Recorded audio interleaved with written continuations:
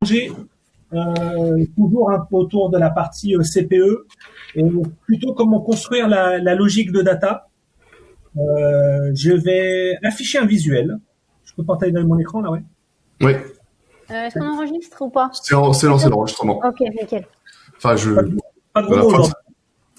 Pas de gros mots. Ah, c'était enregistré aussi, donc tu fais ce que tu veux. Il n'y a pas de.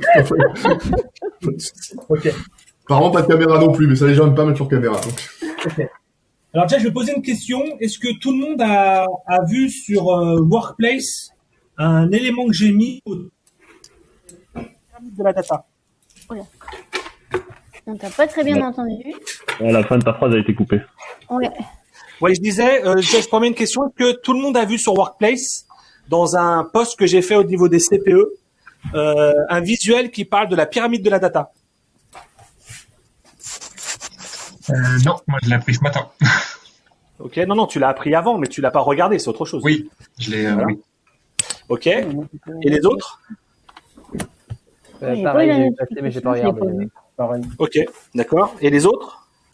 Moi, je ne suis on pas va faire simple, on va faire Je l'ai simple. vu, mais je l'ai pas regardé. On va faire simple, on va laisser 5 secondes. Qui c'est qui l'a vu? Moi. Toi, parce que je te l'ai dit. Ouais, toi, donc, Ouais. moi, c'est qui moi? C'est qui les noms? Redites dans l'ordre que normalement, il y a votre nom qui s'affiche. Non. Non, moi, ceux qui ont vu. Moi, j'ai vu sur Workplace. D'accord. Ensuite? Il y en a qu'un. Ok.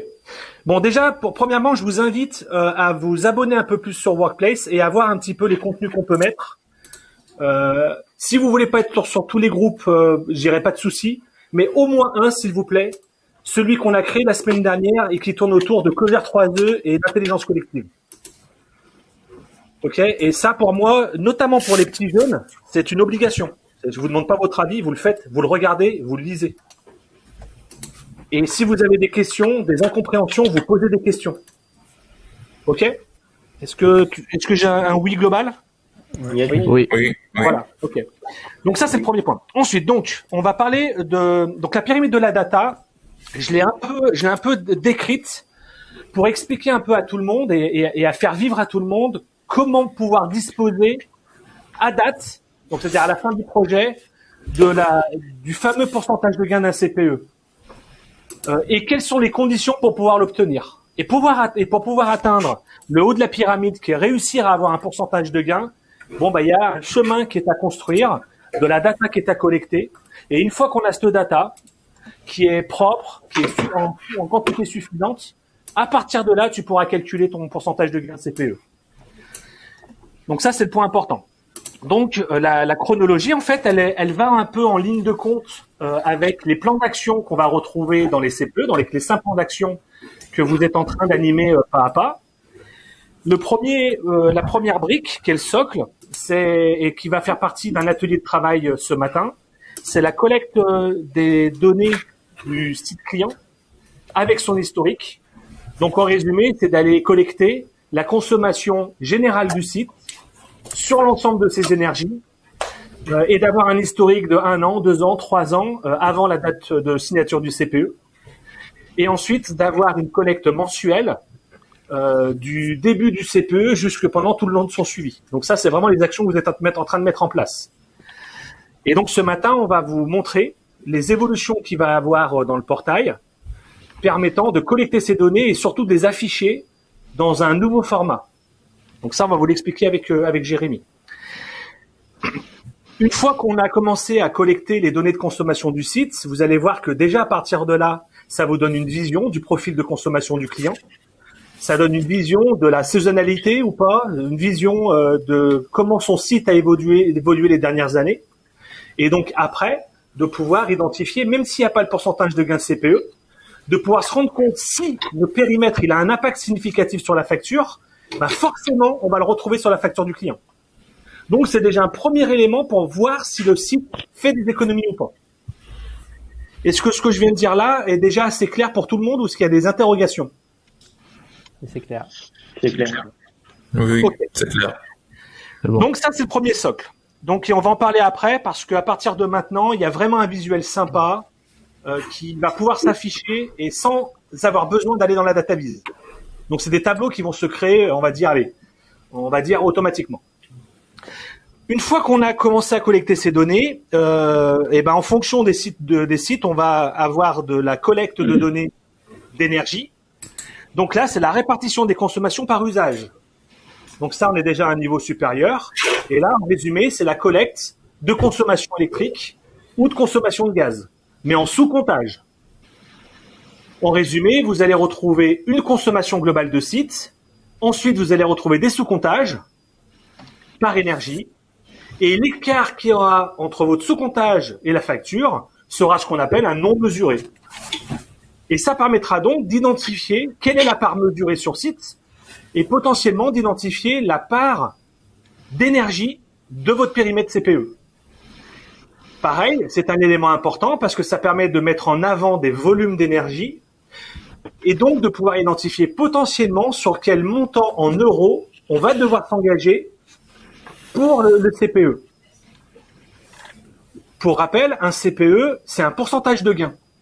C'est-à-dire, j'évoque au client que je vais lui gagner 30% d'économie d'énergie. On peut s'engager sur un pourcentage de gain sans s'engager en amont sur un volume d'énergie. Est-ce qu'on est d'accord là-dessus? Est-ce que vous voyez la différence entre les deux?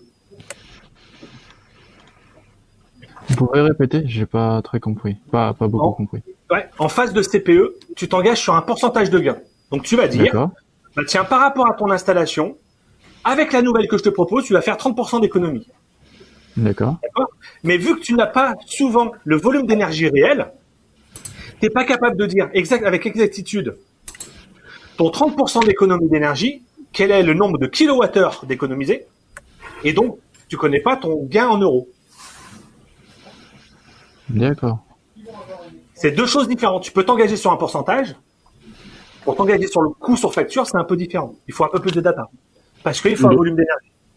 D'autant plus que le CPE on s'engage sur une économie en kilowattheure, même primaire. Enfin, maintenant utile, mais sinon essentiellement primaire. Et sur un périmètre, pour rien gâcher. C'est-à-dire que tu resteras en plus le global visuel. C'est pour ça que je parle bien du volume.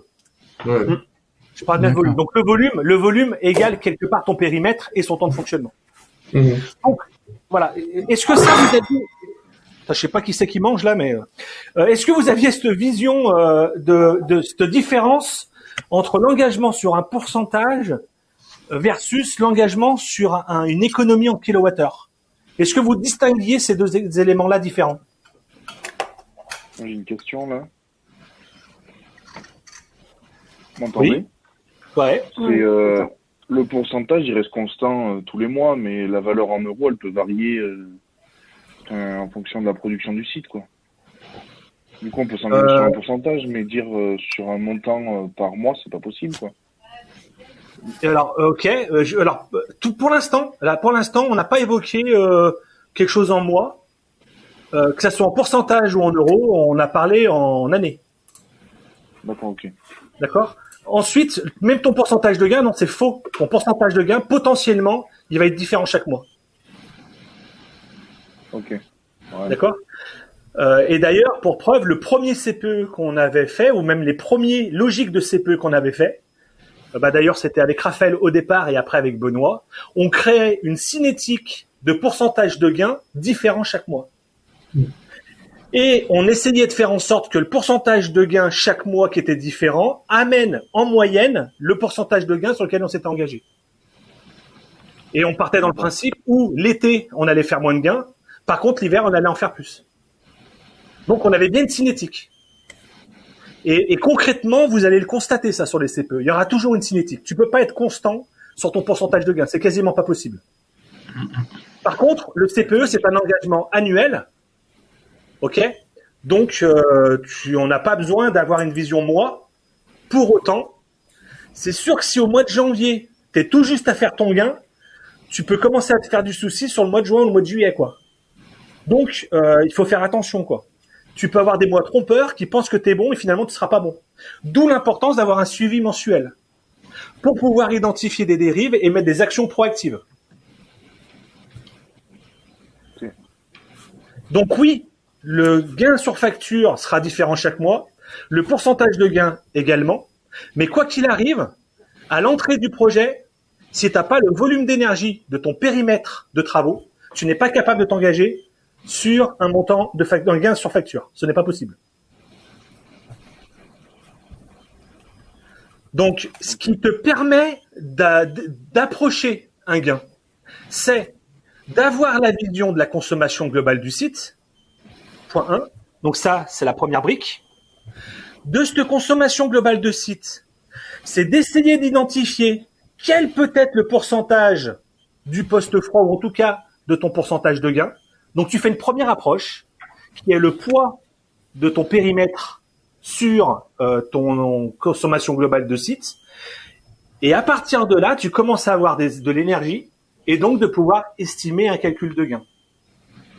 Cette hypothèse, tu vas venir la valider avec ta situation de référence, c'est-à-dire le comptage que tu vas mettre en place permettant d'avoir une vision précise de la consommation. Donc, mesure électrique, mesure de gaz, mesure de fuel. Et ça, c'est la deuxième brique. C'est, en règle générale, ça commence à partir du comptage de référence. Est-ce que vous m'avez tous suivi? Oui. D'accord. Oui. Oui. Dans ce qu'on va vous montrer tout à l'heure, mais là, on va le faire d'une manière plus simple parce qu'on fera une deuxième session de travail pour en parler quand on en sera là. C'est ce qu'on appelle dans le portail l'impact énergétique élec et l'impact énergétique gaz. Donc là, on vous montrera, c'est vraiment la collecte des compteurs et par énergie et des consommations. Ok. Ensuite, le projet il avance et on va forcément avoir un peu plus de mesures. À partir de là, on va pouvoir construire une page qu'on appelle l'indicateur de rendement clé. Cette page, en résumé, c'est l'ensemble des coefficients de rendement des composants qu'on va pouvoir mesurer. Un groupe froid, une pompe à chaleur, un système de production d'eau chaude sanitaire, potentiellement demain une chaudière vapeur, etc. Et là, il faut plus de données. C'est-à-dire que en amont, la brique d'avant, on a collecté les consommations d'énergie en élec ou en gaz, mais uniquement ça. La phase d'après, on va avoir des températures, des débits, permettant de calculer une puissance thermique et de faire un rendement entre la puissance. Il faut que vous coupiez vos... Il y en a un, il tape sur le clavier, il doit taper avec les pieds, là. De courir dessus. Raph, il massacre son clavier à chaque fois. Ok. Je voudrais pas être Morgane, moi. Bon, bref. Donc, en résumé à cette étape-là, on calcule une puissance thermique et une puissance de l'énergie. Et donc, par comment on dit, non, pas différence, comment on appelle? Par produit, c'est ça? Quand on fait une division, c'est un produit? Je me rappelle plus. Ouais. Par produit des deux, vous allez retrouver votre rendement. Donc, quand tu commences à avoir la possibilité à calculer des rendements sur tes machines, bon bah là, et que ces valeurs sont justes et éprouvées. Ce matin, ou hier soir, j'ai eu un mail c'est Damien, je crois ton prénom, sur Canard 2 ans. Oui, c'est moi. C'est Damien. Bon bah tu vois, Damien, il commençait à se poser des questions sur oui, il y a bien de la donnée qui remonte sur les postes froids. Est-ce que les données sont cohérentes en température, en puissance, etc. Bon bah typiquement, voilà, ça c'est la bonne démarche. Il faut être certain que les mesures qui sont collectées, que les puissances ou les COP qui sont calculées, on partage avec les différentes personnes concernées et qui connaissent le dossier, de valider que les données sont bonnes et que les résultats sont justes. Si ces données sont justes, normalement, si jamais notre période de référence elle n'est pas dégueulasse par rapport à notre périmètre de travaux, dans la théorie, le pourcentage de gain CPE devrait dans la théorie se passer plutôt bien. Pourquoi? Parce qu'on aura vraiment eu une montée en puissance de la collecte de données, on aura une validation pas à pas de la cohérence de la data, et donc forcément le pourcentage de gain sera facilement calculable. Ça ne veut pas dire qu'on a toutes les garanties, hein. Une fois de plus, hein. Si la période de référence elle est dégueulasse, votre pourcentage de gain CPE il a de grandes chances d'être dégueulasse. Maintenant, ce qui peut nous sauver, c'est d'avoir aussi cette vision de consommation globale site le plus rapidement possible pour essayer d'estimer si notre périmètre de travaux il est suffisamment important. Parce que plus le périmètre de travaux par rapport à la facture, plus il est important, plus on pourra se baser sur la facture d'énergie du client pour pouvoir valider notre CPE. Est-ce que vous voyez ce que je veux dire? Oui. Ouais. Ok. Est-ce que la pyramide de la data maintenant vous parle? Est-ce que pour vous c'est compréhensible? Est-ce que c'est logique pour vous? Est-ce que ça vous donne une vision plus précise de ce que c'est qu'un CPE?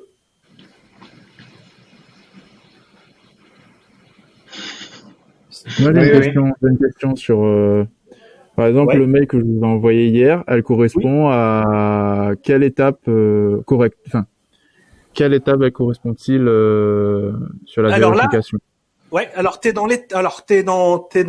plutôt dans l'étape période de référence et tu te situes plutôt dans la brique orange, donc dans la deuxième brique. D'accord, ok. Par contre, vu que sur la première closure box, ils avaient mis débitmètre sur l'eau froide et sonde de température, on est déjà capable d'avoir l'IRC de la salle des machines existantes. L'IRC, ça veut dire quoi? Indicateur de rendement clé. Ok. D'accord? Donc, t'es entre le haut orange et le violet, là, pour l'instant. D'accord. Ok? Et là, il va falloir qu'on fasse, alors, la brique verte, on va pouvoir le rattraper parce qu'on a déjà les données de consommation du client.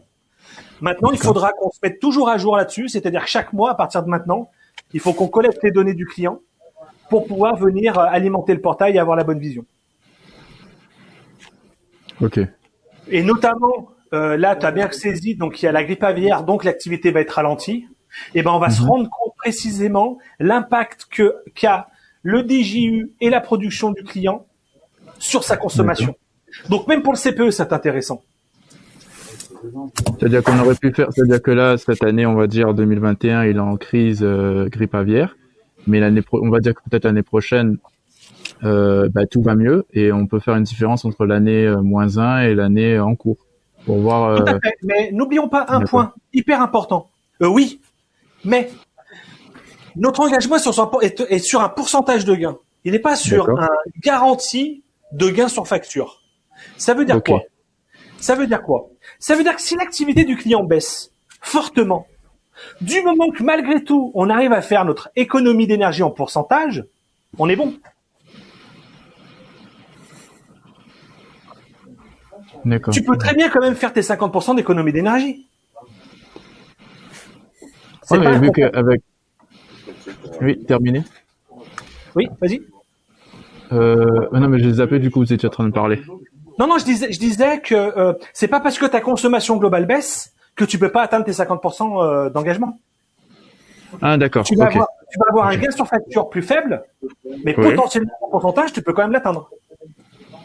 Sachant que il y a des choses qui sont pas influencées par la production. Par exemple, l'usine, elle va peut-être rentrer moins de canards, mais pour autant, il faudra toujours qu'il nettoie toute l'usine. Donc peut-être que la consommation de CS ou autre, elle sera toujours aussi importante qu'ils fassent 2 canards ou qu'ils en fassent 1000. Donc au final, tu retrouveras ton gain en fait. Ouais, attends. Donc c'est là où j'allais en venir.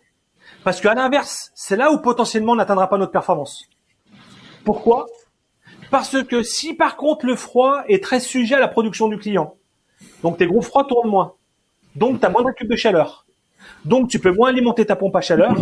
Si ton volume DCS continue à être très haut et que tu es en carence de récup, ton pourcentage de gain, tu le fais pas. Yes.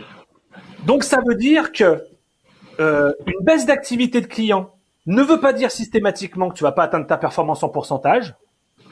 Pour autant, il faut faire très attention que tu ne tombes pas dans des talons mini, froids ou chauds, qui viennent t'impacter sur ton taux de charge et qui viennent donc t'impacter sur l'effacement de tes énergies. Est-ce que vous m'avez suivi? Ça veut dire en gros que peu importe ce qui se passe dans l'usine, il doit utiliser la même quantité d'énergie pour son site. Non, il ne doit pas utiliser la même quantité. Non, on n'a pas dit ça. Ce que Benoît a dit, c'est qu'il y a des postes qui sont insensibles à la production. L'eau chaude sanitaire est très souvent un poste qui est constant, quelle que soit l'activité. Pourquoi? Parce que finalement, ton usine, elle a toujours la même surface et il faut toujours nettoyer la même surface. Tu as toujours autant de machines et que ta machine, qu'elle soit un taux de charge de 100 ou un taux de charge de 20%, il faudra quand même les nettoyer. Donc, il y a des postes qui vont être insensibles et il y a des postes qui vont être un peu plus sensibles. Mais tous ces éléments-là, justement, pourquoi dans les comptages de référence, on essaye d'avoir tous ces énergies un peu importantes, c'est pour voir comment se comporte la répartition des usages. Comment le CS, le gaz sur le CS, le gaz sur l'eau chaude technique, l'électricité sur le froid, l'électricité sur les compresseurs d'air, l'électricité sur des postes d'atelier, de voir comment ces répartitions se passent en permanence. Chaque semaine de l'année, chaque jour de la semaine, chaque tranche horaire de la journée. C'est pour voir justement comment se combine tout ça, parce que il n'y a pas beaucoup de sites où il y a une adéquation parfaite et totale en permanence. C'était en permanence sur des distorsions de consommation et de répartition de consommation. Ok ? D'accord. Ok. Et donc nous, le seul moyen de pouvoir interpréter, comprendre un site et lire son histoire thermique, c'est de capter de la data, de la mettre en forme d'une certaine manière pour que la data nous parle, mais d'une manière assez standardisée et simplifiée. Et c'est donc finalement cette pyramide de la data, et ben cette logique-là, elle t'aide justement à monter en puissance sur ta data et à structurer des vues qui te permettent de comprendre un site, de sa consommation globale jusqu'à la performance de sous-système et jusqu'à la performance de ton périmètre de gain. Mais tout a une cohérence globale qu'il faut interpréter, regarder, etc. Est-ce que ça vous va, même si je peux comprendre qu'il y a des choses qui sont un peu conceptuelles pour l'instant? C'est bon. Oui, ça va. Et donc, on va essayer petit à petit maintenant de passer du concept à quelque chose de plus concret. Je vais vous poser une question juste avant ça. Est-ce que depuis qu'on vous fait passer un peu sur la data vise, donc c'est-à-dire regarder les datas, analyser, regarder, est-ce que les choses commencent à être un peu plus concrètes pour vous? Oui. Ou est-ce que personne n'a trop fait? Moi, oui. Bah après, il y a la question de cohérence entre ce qui se passe, l'aspect technique et ce qu'on voit sur les données. C'est-à-dire l'échelle, comment vous dites ça déjà?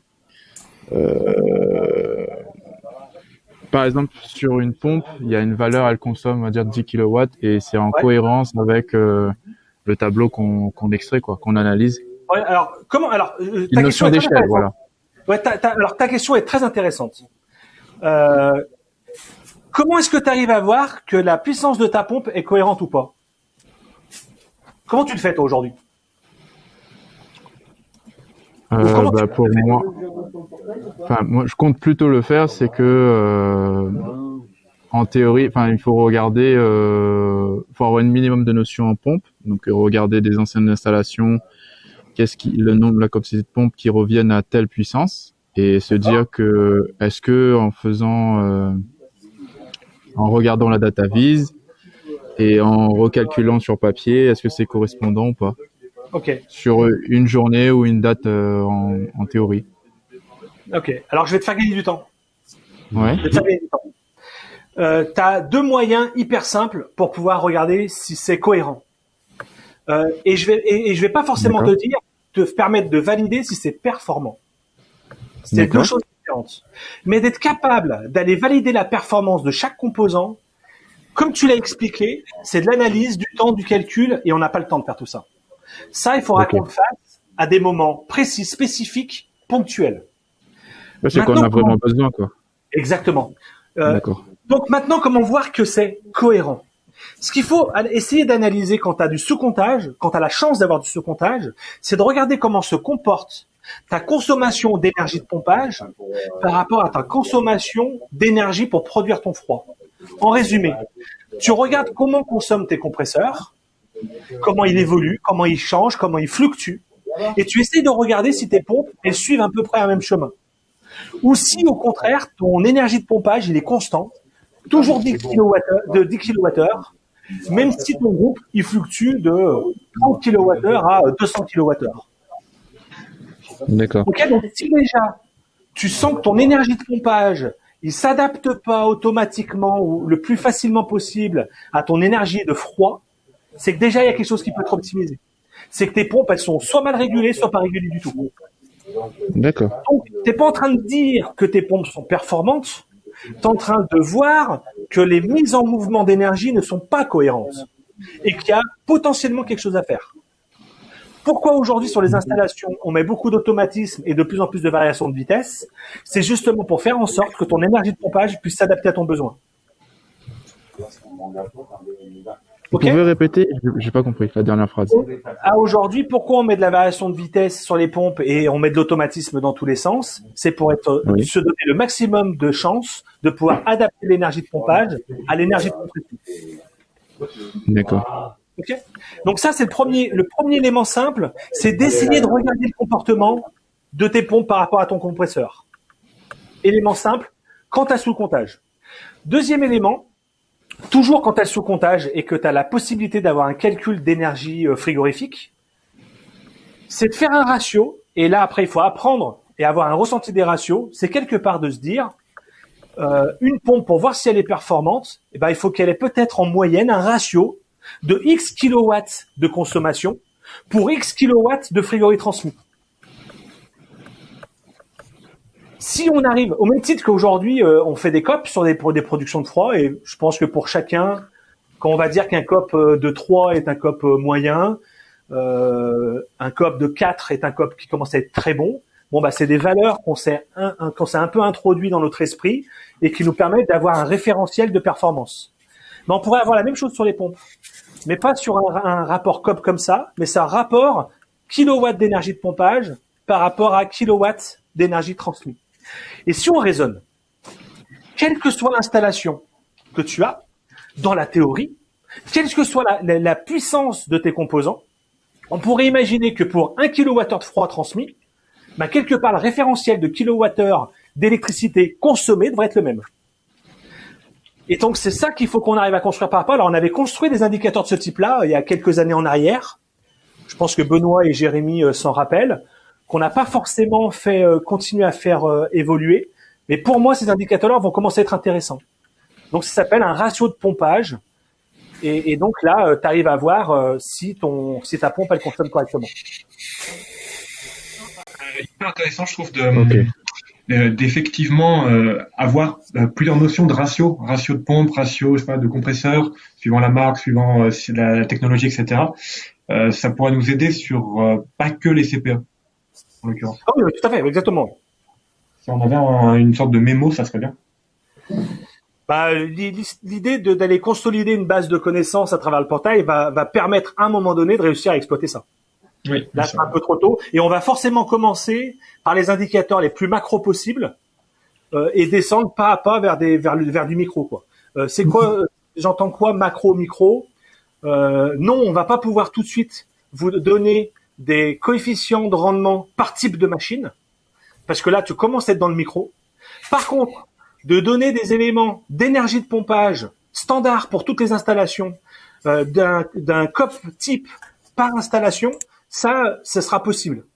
Mais descendre dans le détail, il va nous falloir plus de temps, plus de liens entre une donnée et un compresseur. Par exemple, quand tu remontes une donnée de compresseur électrique sur le portail, ben de dire que ce compresseur-là, au-delà d'être un compresseur, c'est un compresseur de type OSK 8580 bits-air, et donc de commencer de contextualiser la donnée dans le portail.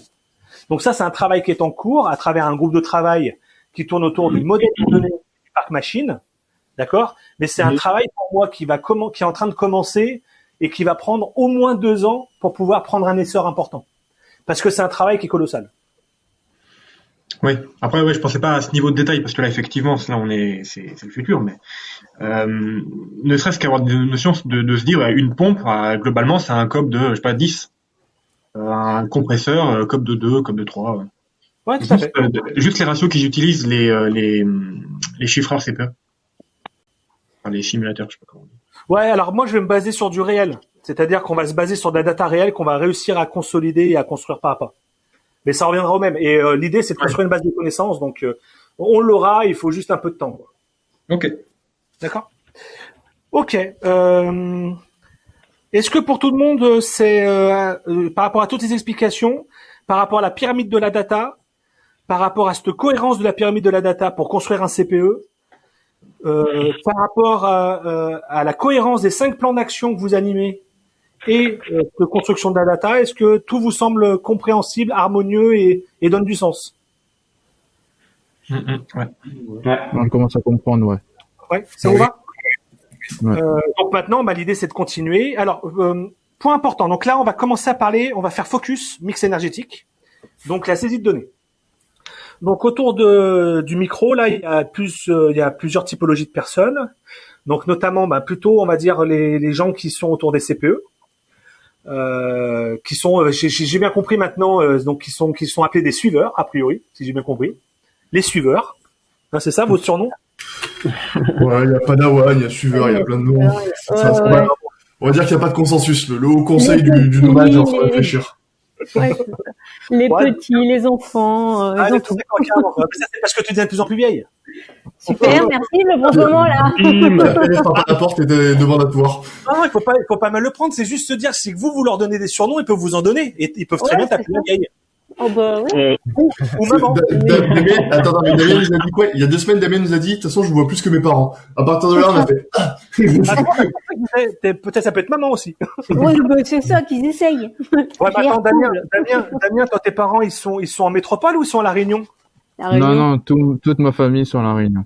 Ah oui, voilà, donc il y a quand même pas de mal aussi à vous voir plus vous que ses parents quand même. Hein. C'est ça. Ouais. On bosse ensemble quand même. Ouais, quand tu l'as dit, je crois que c'était une façon de nous dire qu'ils nous voyaient trop. Mais je suis pas sûr. Je crois que c'était un peu l'idée du truc, tu vois. J'ai pris un peu comme ça aussi. Ok, bon, très bien. Donc il y a les suiveurs, les padawans, les enfants, tout ce qu'on veut. Et autour de la table aussi, donc Nathan, Julien et Grégory, qui eux actuellement sont pour le moment positionnés plutôt très focus sur les C2E. Mais vont aussi petit à petit, les C2E vont quand même ralentir, donc il va falloir aussi commencer à préparer un après, et l'après il peut se voir suivant plusieurs directions, et notamment ce que j'aimerais, c'est là dès maintenant, à travers Nathan, c'est de commencer à suivre et à mettre à jour chaque mois ce qu'on a appelé l'audit énergétique en continu de Clogère. C'est-à-dire d'aller collecter chaque mois les consommations de toutes nos agences, remplir manuellement la donnée dans le portail pour avoir une vision de notre consommation, notre impact énergétique et environnemental. Ok, donc ça, Nathan, il connaît bien, donc il pourra piloter Julien et Grégory là-dessus. Donc ça, c'est un premier point. Deuxième point, à travers les CPE, on doit ce qu'on appelle un rapport de contrôle. Ce rapport de contrôle, en fait, il vient valider, entre autres, que la situation de référence qu'on a prise, elle est juste et qu'il y a bien les données. Donc, même si tout ne sera pas totalement dans ce qu'on va évoquer là, mais quasiment tout. Donc, ça veut dire qu'on pourrait utiliser le travail qu'on va faire sur la collecte des données dans la brique verte, donc dans le mix énergétique, pour que les rapports de contrôle puissent être validés plus facilement et rapidement. D'accord, donc voilà. Okay. Voilà un peu tout. Tiens, un truc là, est-ce qu'il y a Mathieu Rissot là? Non, je crois pas. Il est pas venu.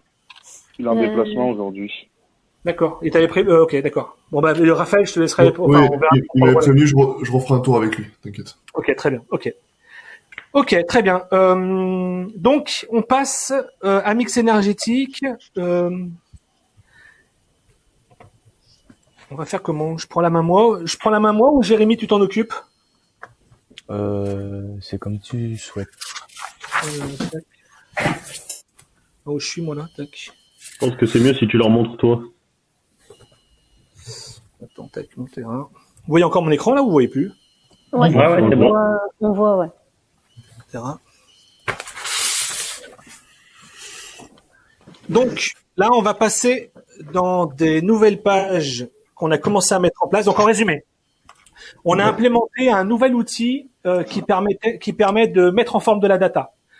Donc c'est un outil de BI, donc de business intelligence, qui va nous permettre en fait de venir collecter la donnée dans nos serveurs et qui va venir alimenter un mécanisme qui permet de venir structurer la donnée un peu comme on le veut, site par site ou en multi-site, pour pouvoir la mettre à disposition. Donc, Hop, ça va être un peu long parce que j'ai pas beaucoup de réseau.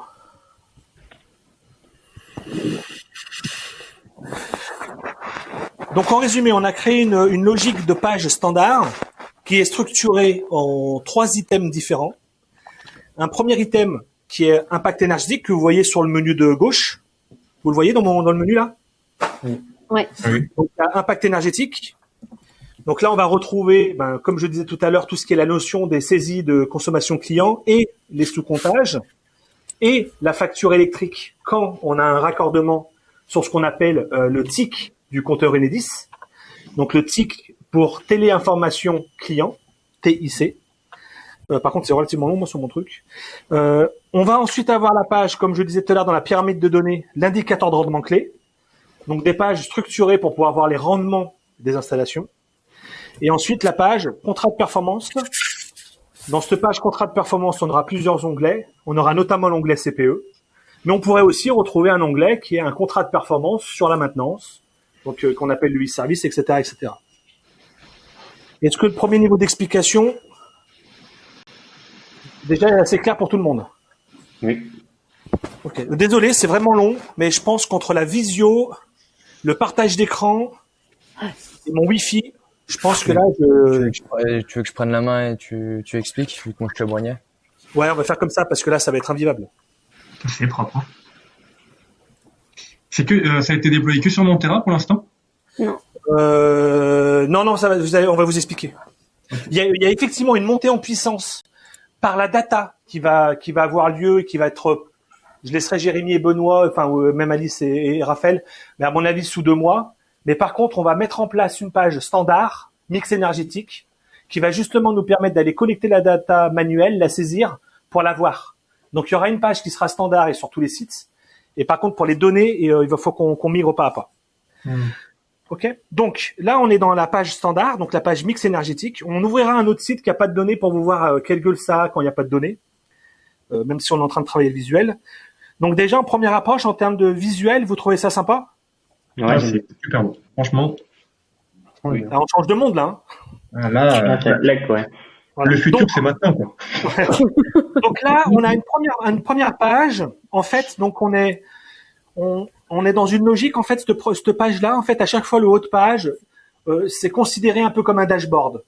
Ça veut dire quoi? Ça veut dire que très rapidement, même quelqu'un qui est pas très technique doit comprendre à peu près de quoi on parle. Ça veut dire qu'on commence déjà par des tuiles tout en haut, où on vient d'une manière synthétique dire que la consommation élec de 2021 est pour l'instant sur un montant de 216 000 €, que le client a consommé 3,1 gigawattheures depuis le 1er janvier, et que sa tendance par rapport à l'année dernière est de consommer 3% de moins. Donc là, on est sur une tendance en énergie pure, c'est-à-dire sans facteur d'influence. Ça veut dire quoi? Ça veut pas dire qu'il a mieux consommé à hauteur de 3%. Ça veut dire que sa consommation intrinsèque est inférieure de 3%. Par contre, peut-être que son tonnage est bien moins important, peut-être les températures extérieures sont moins impactantes, etc. Est-ce que vous me comprenez? Oui. Ok. Oui. Donc, l'élec, cette valeur élec qu'on retrouve dans le tableau du dessous, donc le tableau du dessous, là, donc vous voyez, donc on est sur 12 mois glissants. Ok. La consommation électrique, cette valeur-là, elle peut venir de 2 moyens. Soit c'est une saisie manuelle, donc on a rentré nous-mêmes la consommation du client parce qu'il nous a donné ses données de facturation, soit parce qu'on est raccordé sur le compteur Enedis. Donc ça veut dire que c'est soit une donnée automatique, soit une donnée manuelle. Et on peut commencer par être une donnée manuelle, puis basculer dans une donnée automatique, ce qui est le cas sur Puy-Grenier. Puy-Grenier, on est passé en données automatiques depuis février 2020. J'ai des conneries. C'est pas février 2020. C'est Montera, ça. Puy-Grenier, je sais pas, ça doit être novembre. Novembre ou décembre 2020. Ok. Et la consommation gaz sera pareil. Soit on a la consommation globale gaz du site, et dans ce cas-là, c'est les données automates, voire même GRDF, parce qu'il y a aussi les compteurs GRDF qu'on peut collecter. Soit c'est une donnée manuelle. Ça veut dire quoi? C'est-à-dire que cette page, elle peut avoir une existence sans données. On va prendre les données du client, on les inscrit dedans, et ça va alimenter la base.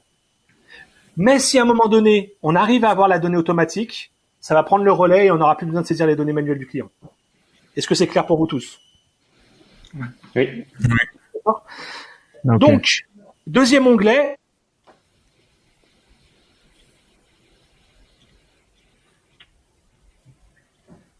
Ah oui, il y a encore des onglets là. Ouais. Ouais, ils sont C'est moi ou on poussés. l'entend plus? On Je sais n'entend pas. plus.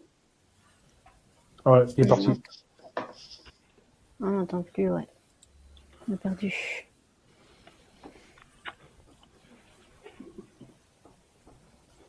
Ça claque quand même. Ouais, ouais, bah, tu as pas mal de fonctionnalités. Tu peux zoomer dans tes mois. Ouais. Avoir les Vers- informations.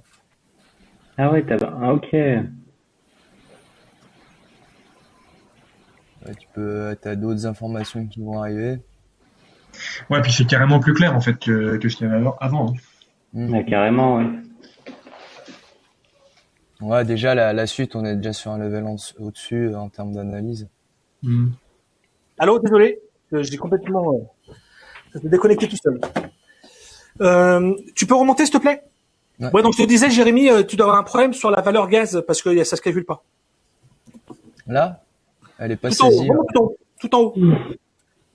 Ouais, il faut saisir la valeur gaz, c'est comme on le disait hier, de base. Ah, en euros? Ouais, sur le mégawattheure. Je l'ai saisi de base, mais il y a pas de conso de gaz saisi. La facture qu'on n'a pas. Excuse-moi. Ouais. C'est la Là, c'est la facture. facture, ouais. Ouais, enfin, ouais, ok, d'accord. Très bien, ok, très bien. Bon, parce que sur Puy-Grenier, il y a toutes les consommations, mais peut-être qu'on n'a pas les données. Mais on relève tout le compteur gaz chez Puy-Grenier. Mais ok, pas de problème. Donc, on a les lecs, on a le gaz. Ensuite, on a une vision globale. Donc là, la vision globale permet d'avoir une vision totale de la consommation du client en euros et en kilowattheures et avoir une tendance globale. Ensuite, vous allez avoir une valeur des 12 mois, des 12 derniers mois. C'est-à-dire que sur l'année en cours, donc 2021, vu qu'elle se construit mois après mois, la valeur que vous voyez, elle n'est pas très significative. Par contre, d'avoir la vision des 12 derniers mois, ben, tu sais, en 12 mois glissants en permanence, quelle est ta facture. Donc, tu te rappelles à chaque fois à combien ta valeur euro est. Ensuite, une valeur sur le tonnage quand on le remplit et un calcul automatique des émissions CO2 cumulées. Donc, c'est le calcul de l'émission CO2 de tes énergies. Est-ce que c'est clair pour tout le monde jusqu'à là? Yes. Ok. Donc, qu'est-ce que ça veut dire tout ça? Ça veut dire qu'un site, déjà de construire toute sa base de consommation, même à travers des saisies manuelles, qu'on soit en avant de projet, en après-projet ou après les travaux, déjà ça peut être une première lecture de comment a évolué la consommation du client. C'est-à-dire que avant d'avoir le calcul de gain CPE, dans peut-être 40% des cas, allez 30, parce qu'il y a quand même beaucoup de CPE un peu dégueulasses, mais dans 30% des cas, on va pouvoir déjà voir si notre CPE va être atteint ou pas. Parce qu'on va voir les tendances. Est-ce que c'est clair pour tout le monde? Oui. Oui. Okay. Les flèches vertes, c'est que c'est en amélioration ou c'est qu'on a un pourcentage négatif? Alors, ton avis? Les deux vont dire la même chose, mais... Enfin, de mettre le moins et la flèche, c'est deux fois la même chose, quoi. Bah, le triangle, ça te permet d'avoir le sens. Donc, triangle vert, effectivement, vers le bas, donc tu es bien sur une baisse. Tu aurais un triangle rouge vers le haut, tu serais sur une augmentation. Effectivement, le fait d'avoir moins ou plus à côté, mais le triangle est juste pour avoir au regard une vision rapide de la tendance. Mieux, moins bien. Le vert, c'est toujours mieux. Ouais. Ok. Donc cette page-là, vous allez aussi la voir remplie de cette manière-là pour la consommation de nos agences et donc de Clogère. Ça va se remplir de la même manière et avoir le même résultat. Ok. Ensuite, donc ça c'est les vignettes. Ces vignettes-là, ce qu'il y a à l'intérieur ne bouge pas. C'est sur l'année en cours et les 12 derniers mois. Ensuite, en fonction de la période que tu vas sélectionner, donc Jérémy, tu peux montrer donc sur la droite, vous avez un filtre qui vous permet de sélectionner la période d'affichage que vous allez avoir en bas. Et en fonction de la période d'affichage que vous allez mettre, ça va, vous voyez, marqué période du 1.02 ou 3.02. Ben, votre période, là, va s'écrire en fonction de la période que vous avez choisie. Donc, vous savez dans quelle période vous vous situez sur les graphes d'en bas. Il y a un rappel ici aussi. Ok? Oui, c'est exactement ce que je disais. Ok. Donc, là, le tableau, donc tu peux refermer le filtre. Le tableau, il donne des valeurs du 1er février 2020 au 3 février 2021, parce qu'on est en 12 mois glissants. Mais on peut très bien aussi se mettre en année en cours. Donc, Jérémy, clique sur année en cours. Donc, si tu te mets sur année en cours, tu vas voir 2021. Bon, bah là, en l'occurrence, il n'y a pas de données encore, ou très peu. S'il y en a un petit peu, mon élec. Donc là, tu vois 2021. Nous, on part dans le principe où dans le tableau, c'est mieux d'avoir 12 mois glissants que d'avoir uniquement l'année en cours. Parce que au moins pendant 6-7 mois, ça veut pas dire grand-chose. Donc, Oui, on reste... alors la question, Stéphane, on voit marqué en haut global année 2021, moins 30%. Bon, il manque des données, ok, mais Moins 3%, moins 3%. Ouais, il parle de celui-là. Ouais, je parle de celui-là, du moins 31% de 2021. Oui, mais pourquoi? Attends, mais il est faux, lui, il est faux. Le gaz est faux à côté. Il a à moins 100 à côté. Ah ouais, c'est pas sur le gaz, c'est à moins 100. Ok. Et vu, tu vois, et vu qu'il compare sur l'année d'avant, t'es pas bon là. Ouais, il manque des données. Ok.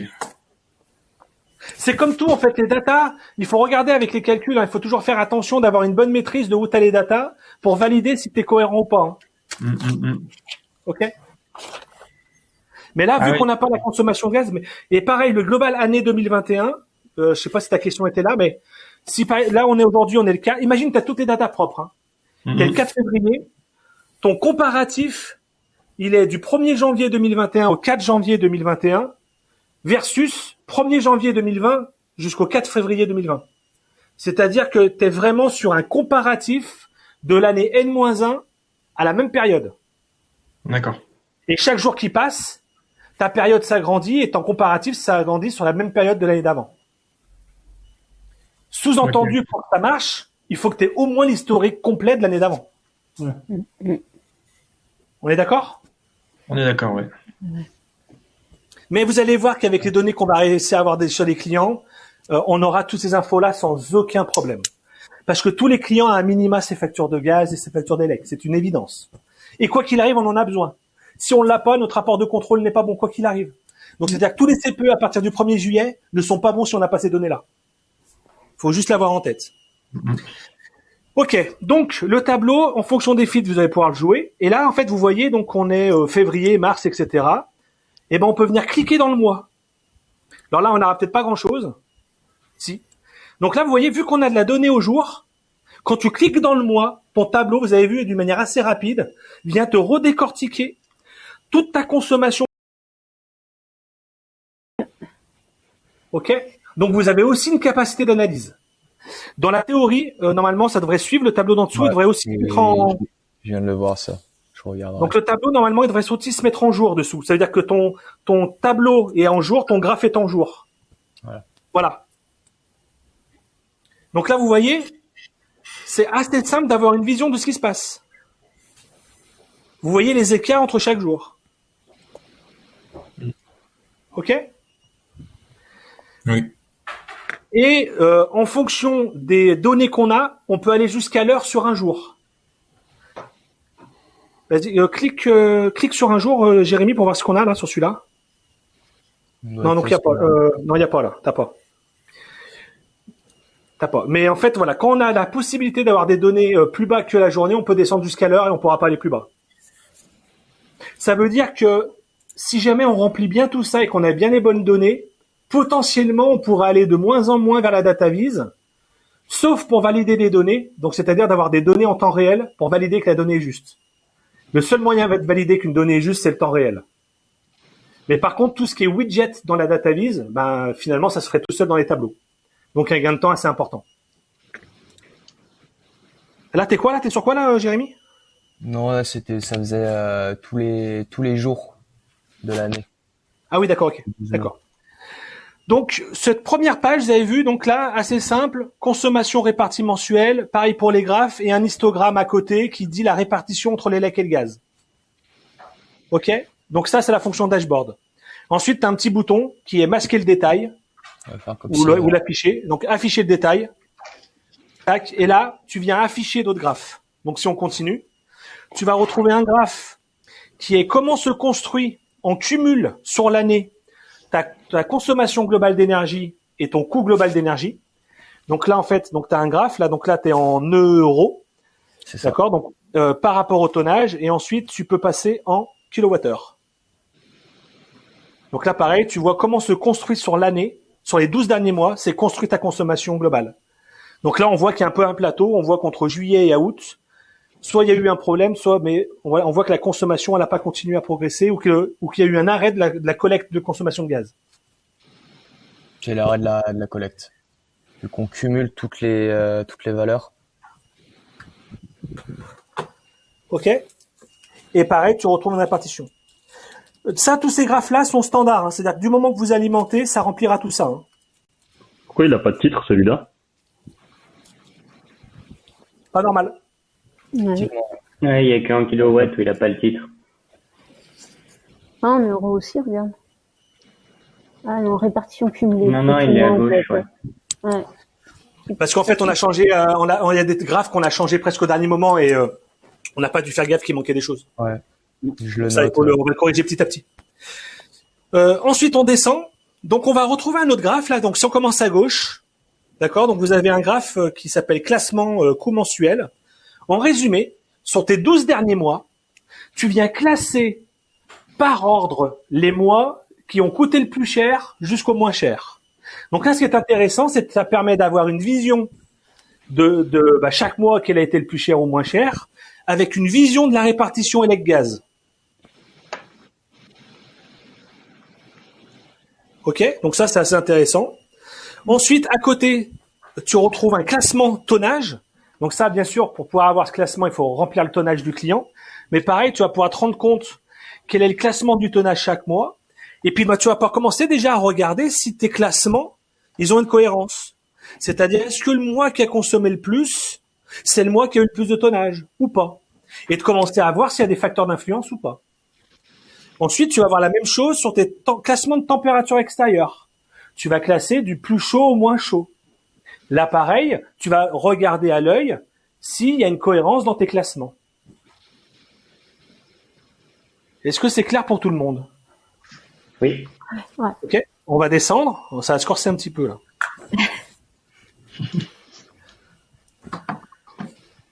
Donc là, on descend. On va retrouver 3 graphes.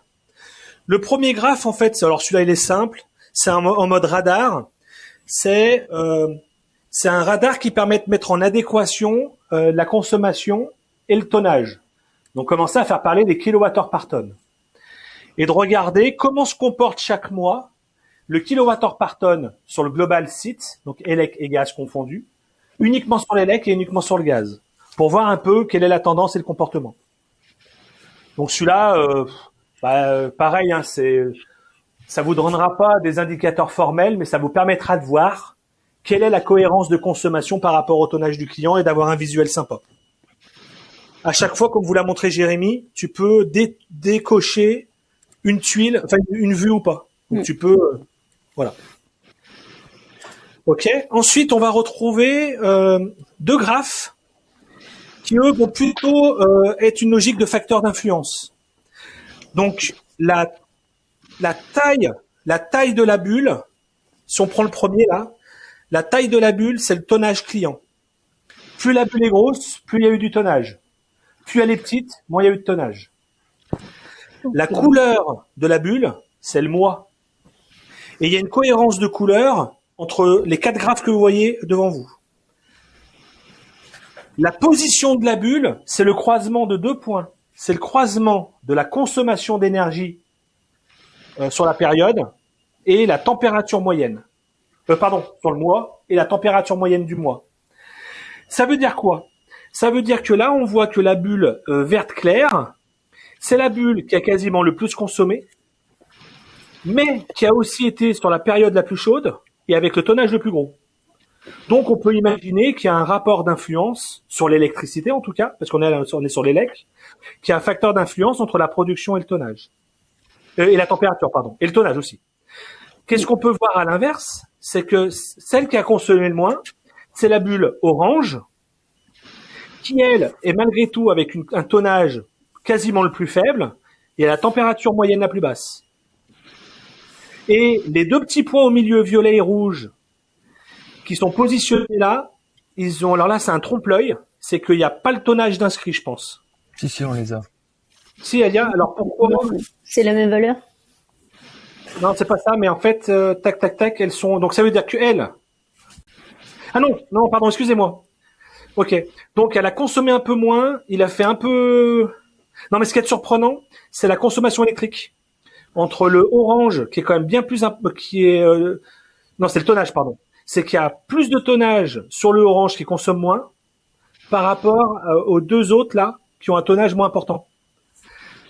Ça veut dire que la température potentiellement a plus d'impact que le tonnage. C'est ça que ça veut dire, hein, Benoît. Sachant qu'on était en avril et mai. Oui, c'est ça que ça voudrait dire. On est d'accord. Après, on est que sur pour ceux qui sont autour de la table, avec ces graphes-là, vous aurez aucune certitude. Vous êtes sur de l'hypothèse. C'est-à-dire que là, l'hypothèse que formule Stéphane, c'est celle-là. Elle est à vérifier d'une façon ou d'une autre. Après, ce n'est qu'une hypothèse. Tout à fait. C'est qu'une hypothèse, mais qui sert quand même un petit peu.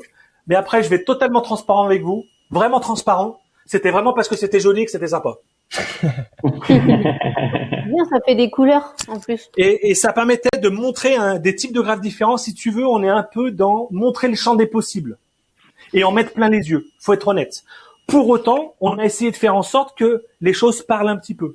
Mais ces deux-là, ces graphes-là, en termes de facteurs d'influence, sont peut-être les plus complexes à interpréter. Une remarque, est-ce que ce serait pas plus lisible, en tout cas moi je le perçois peut-être mieux, si on avait en vertical sur l'axe Y plutôt les tonnages produits et que la taille de la bulle sur la consommation? On l'a déjà fait, ça parle pas du tout. Ça parle pas? Ok. Pas du tout. Non, c'est moins parlant. C'est le mieux parlant, c'est comme ça. D'accord, ok. On l'a fait dans tous les sens. Et le mieux parlant, c'était vraiment celui-là. Ça marche. Et je vais te dire une chose, moi, depuis le début, je défendais ce que tu disais, et donc fallu que j'accepte que ce que me proposaient Jérémy et Benoît était plus juste. Après, là, l'intérêt, c'est de croiser ta consommation et ta température, c'est que tu retrouves tes saisonnalités, finalement. Avec ta conso. Tu peux retrouver. D'accord. En général, quand t'es groupe froid en hiver, tu vas beaucoup moins consommer électriquement. Parce que, à part versus l'été. Ça permet aussi. Pour moi aussi, le gros avantage, c'est que le tonnage, c'est forcément une donnée manuelle, alors que la consommation électrique, elle peut le relever en automatique. Donc, au pire, tu as ton point qui est posé sur ton graphe. Et quand tu viens rajouter ton tonnage, ça te fait grossir plus ou moins la bulle. Mais tu as déjà l'impact de la température sur la consommation en automatique. Je comprends. Tout à fait. Il y avait aussi cet élément-là. Mais bon, là, donc, on a testé. C'est vraiment la meilleure aujourd'hui, c'est la meilleure des représentations. Ok, allez, on continue. Là, une fois de plus, on est d'accord qu'on est potentiellement qu'avec de la saisie manuelle. Hein. C'est-à-dire que tu mets ton gaz, tu mets ton élec. Si tu rajoutes en données saisies ta température moyenne sur le mois, si tu rajoutes le tonnage client, t'as ça qui s'écrit tout seul. Hein. Ouais. On est d'accord. Hein. D'accord. Mais on passe par où, du coup, si on commence à avoir des informations clients, enfin, les informations qu'on doit avoir? On va t'expliquer comment c'est dire. On va t'expliquer comment c'est dire. Ok. La phase d'après. D'accord. Allez, on descend un petit peu. Ensuite, tu vas retrouver plutôt une logique d'historique, c'est-à-dire l'historique de tes consommations sur tes dernières années. D'accord? Donc là, tu vas l'avoir en histogramme et tu vas l'avoir en tableau. Donc là, l'intérêt, c'est de voir justement l'évolution. Donc là, si on revient sur l'histogramme, bon, il nous manque un peu des données là. Je comprends pas pourquoi, mais il nous en manque. Bon, bah, qu'est-ce qu'on voit? On voit quand même qu'entre 2019 et 2020, il y a quand même une consommation plus faible. Qu'on voit que le gaz, il a significativement baissé et que l'élec, il est un peu statu quo. Alors, pour rappeler ce projet-là, c'est Monterra, c'est ça. Sur Monterra, qu'est-ce qu'on a fait? On a donc le périmètre du CPE, c'est de baisser la consommation de gaz en mettant une pompe à chaleur et de la récupération de chaleur. Donc, l'impact sur l'élec, il est plutôt qu'on a rajouté de la consommation pour la pompe à chaleur. D'accord? Et donc, on est venu effacer la consommation de gaz. Donc, on voit quand même qu'on est dans une tendance plutôt bonne. L'élec, il est pas plus important alors qu'on a une pompe à chaleur. Et le gaz est plutôt plus faible. Donc, on peut imaginer à quelque chose près qu'on est déjà dans une tendance plutôt favorable. Et pour autant, là, j'ai pas encore le calcul du résultat du CPE. Je vois juste dans la consommation globale du site. Mais le tonnage, il a largement diminué, là. Ouais, le tonnage, Alors, largement diminué, ouais, tout à fait. Par contre, comme on vous dit tout à l'heure, on est sur deux choses sanitaires. Donc, la consommation. Ouais, donc, la consommation reste pareil. Ouais. Attention, le tonnage en 2020, il n'a pas été saisi sur sa totalité. Ouais, c'est pour ça aussi. Au final, on est au même niveau à peu près, quoi. Et là, on est sur l'eau chaude sanitaire. Si je vous donne un autre exemple, un contre-exemple de l'eau chaude sanitaire qui évolue en fonction de son activité, c'est un abattoir. Un abattoir, son eau chaude sanitaire, elle sert à laver, mais elle sert aussi surtout à nettoyer les boyaux, etc. C'est-à-dire que si tu abats moins de bêtes, tu consommes bien moins d'eau. Ok. Donc il y a des moments où l'eau chaude sanitaire va avoir un impact fort sur la production, et à des moments il n'a pas d'impact. Bon bah sur le cas de Monterra, que la production elle soit de 30 tonnes ou de 15 tonnes, ça changera pas. Elle est quasiment constante. Je dis bien quasiment. Donc voilà ce qu'on peut faire comme visuel en automatique par de la donnée saisie Qu'est-ce que vous en pensez? Ouais, c'est bien. C'est vraiment pas mal. C'est pas mal. C'est pas mal du tout. Et bien évidemment, idée de fond, c'est que ça apporte aussi de l'intérêt, de la compréhension, de l'analyse. Il faut que ça apporte une valeur ajoutée. Bon, on pourrait encore les faire évoluer en fonction des remarques, etc., bien évidemment. Mais avec de la donnée saisie, de pouvoir avoir un résultat comme ça, c'est quand même intéressant. Surtout qu'une fois de plus, je répète, il n'y aura pas besoin de construire les graphes. Ils seront faits automatiquement. On va juste avoir besoin de rentrer la donnée. Pour ceux qui ont fait un peu de data vise, vous vous rendez compte le temps que ça prend de faire la data vise. Il y a deux aspects dans construire de la data. Il y en a un qui est déjà quelle histoire je veux raconter. Donc, quelles données je veux prendre pour en faire quoi, et je la mets en comparaison avec quoi. Et ça, c'est déjà beaucoup de temps. Et c'est très souvent le temps le plus important.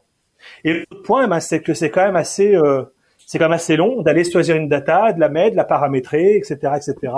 Donc, écrire de la data list, c'est long. Bon, bah là, finalement, on fait un système qui est tout automatique, qui est déjà structuré, avec une histoire qui est déjà préécrite.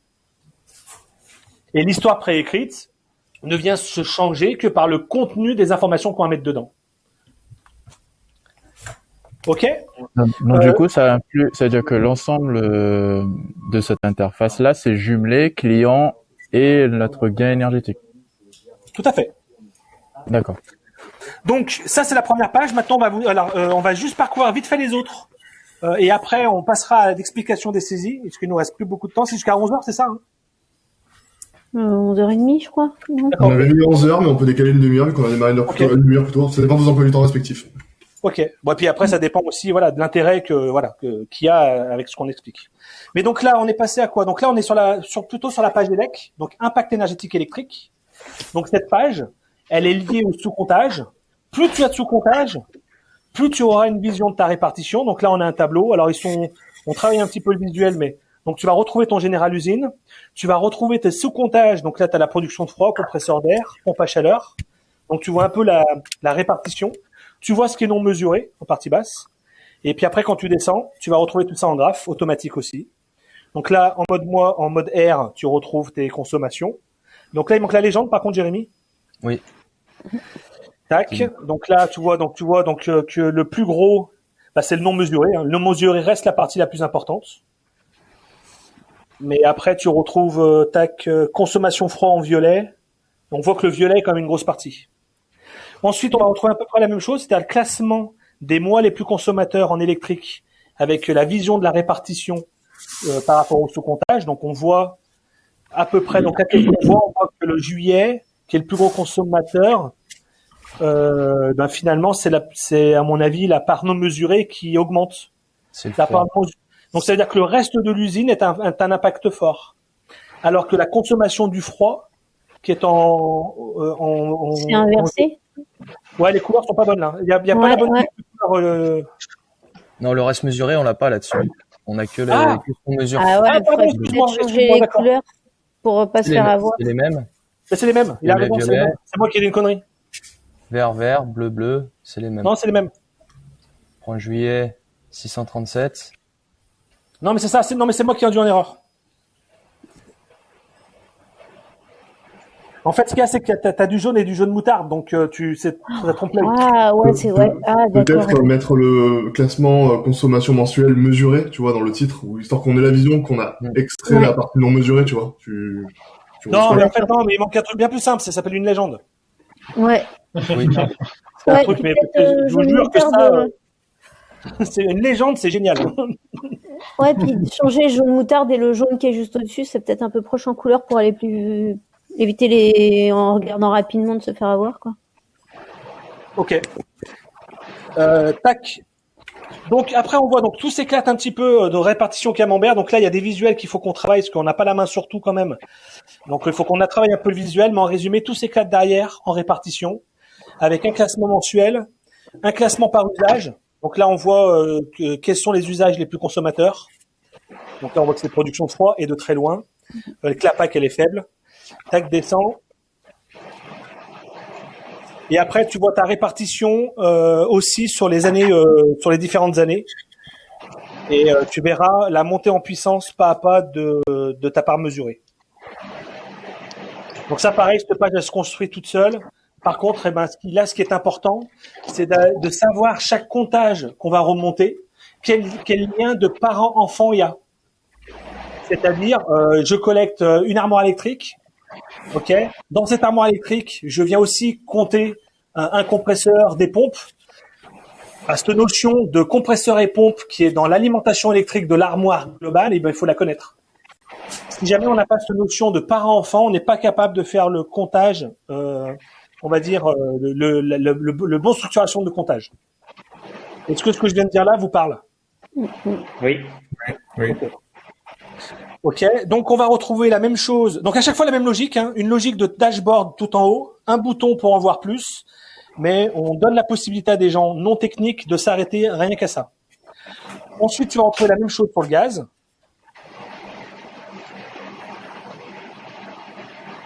Là, donc là, tu as un sous-comptage qui est le CS.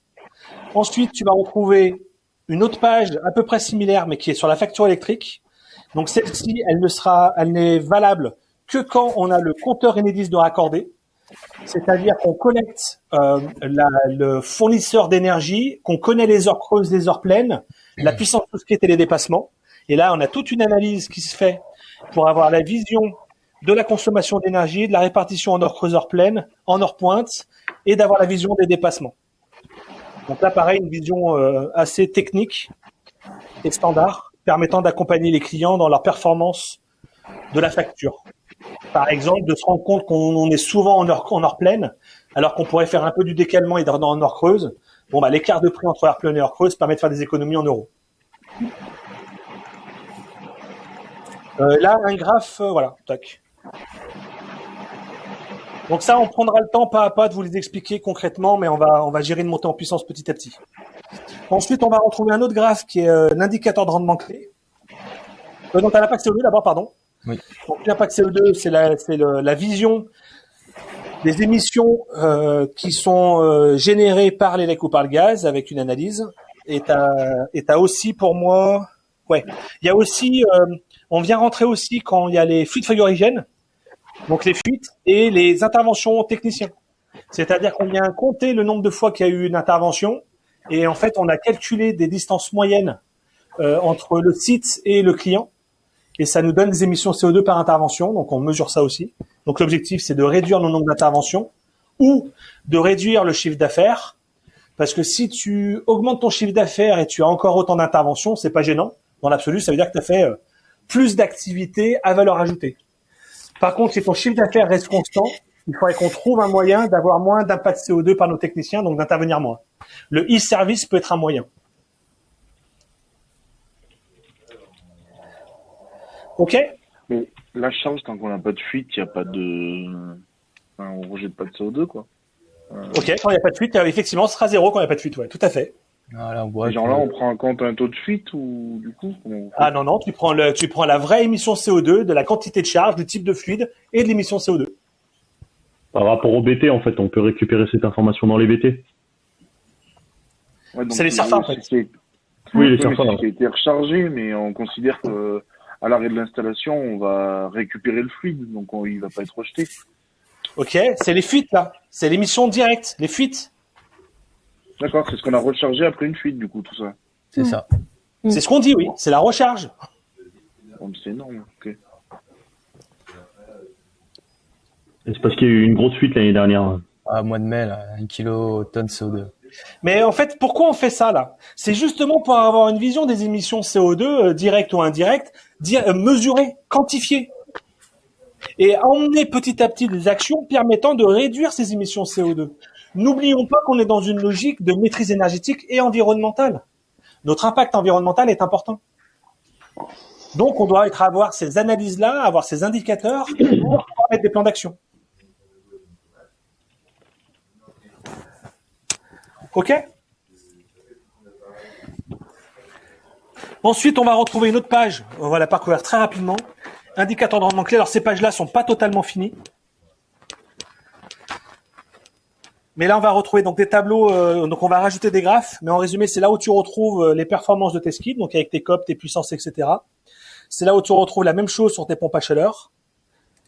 Donc là, avec tes puissances, tes rendements et tes coûts, et ta performance aussi sur le CS. Donc là, on va dire, allez, d'ici 3 semaines à peu près, on aura les graphes intégrés dedans. Parce que rien que les tableaux, c'est pas assez parlant. Il faut un peu des graphes. Donc on a préparé une logique de graphes permettant de faire parler un peu les informations. Et ensuite, une page, mais elle doit pas être finie. Contrat de performance.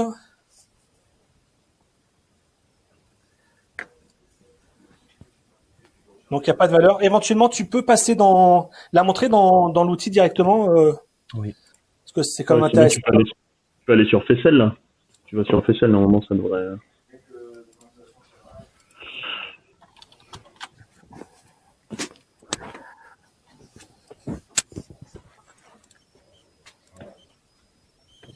Est-ce que pour l'instant, ça va à tout le monde, ce qu'on vous montre là, et que ça, voilà?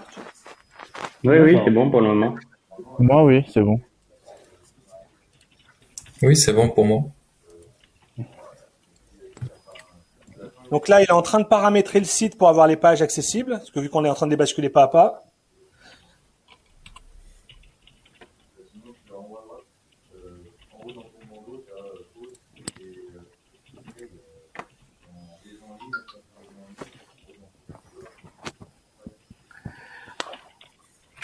Pendant qu'il est là-dessus, juste pour reparler de la première page mix énergétique, au niveau des taggings de données dont on échangeait hier après-midi, là c'est tout automatisé, c'est ça, sur cette partie-là? Oui. Il ne faut plus qu'à rentrer les données en manuel et ça ressort tout de suite. Oui. Okay. On va vous montrer après là. C'est la phase d'après. Donc la page n'est pas finie totalement, mais ça vous donne un esprit en fait. Donc les pages vont se structurer de cette manière-là, avec des tuiles.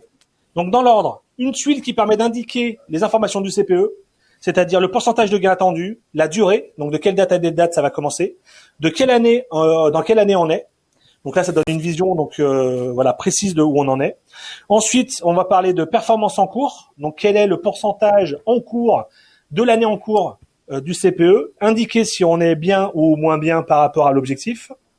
Ensuite, on retrouve l'impact sur la facture ELEC en euros et en kilowattheure, l'impact sur la facture chaud en kilowattheure et en euros, et l'impact global. Donc là, une vision très synthétique.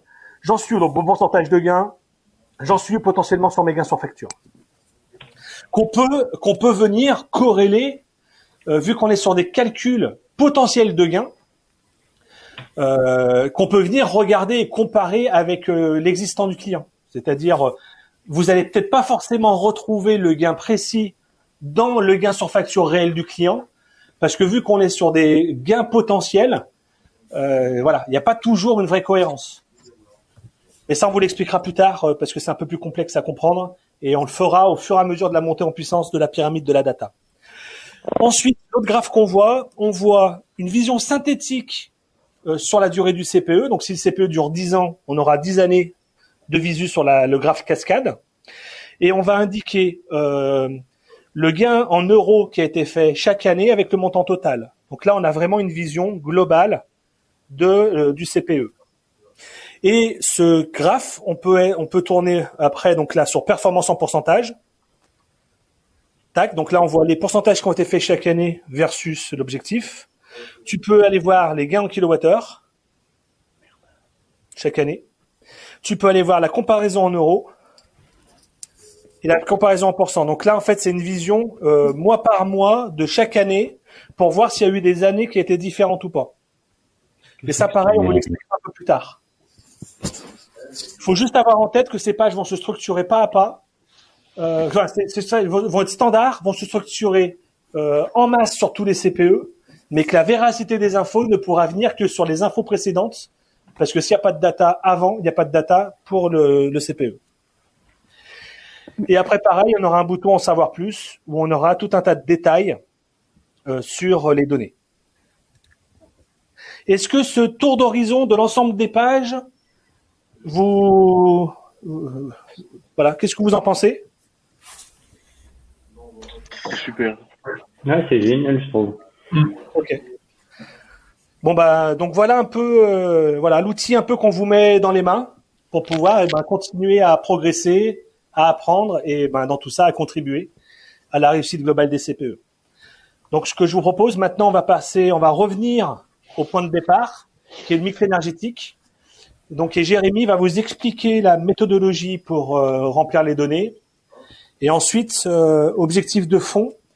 On va en parler tous ensemble. C'est l'objectif, c'est de se mettre à jour sur tous les CPE, les anciens, les nouveaux, sur ces données saisies manuelles, avec le maximum d'historique, et qu'on arrive à le faire dans les 15 jours. Donc ça, on en parlera après, mais donc ce que je veux dire, c'est que là, on va passer plutôt en travaux pratiques. C'est comment est-ce qu'on arrive en masse à aller à s'organiser pour aller mettre en place toutes les datas de partout, et commencer à faire parler ces nouveaux tableaux de bord avec les données. Donc écoutez bien parce que les travaux pratiques, ça arrive tout de suite derrière. Mais aussi pour l'audit énergétique Clogère. Avis aux amateurs. Donc du coup, pour la saisie des données, donc il y a 2 endroits où on va pouvoir accéder à la partie saisie des données. Juste une question. Raphaël, est-ce que tu n'aurais pas intérêt à faire une vidéo spécifique pour ça? Est-ce que oui, je peux faire ça. Ok, je coupe. Au moins, t'as un webinaire juste sur la partie saisie des données et pas obligé de te taper 2 heures d'un but qui parle. T'as pas fait un loom? Si, on avait fait des looms.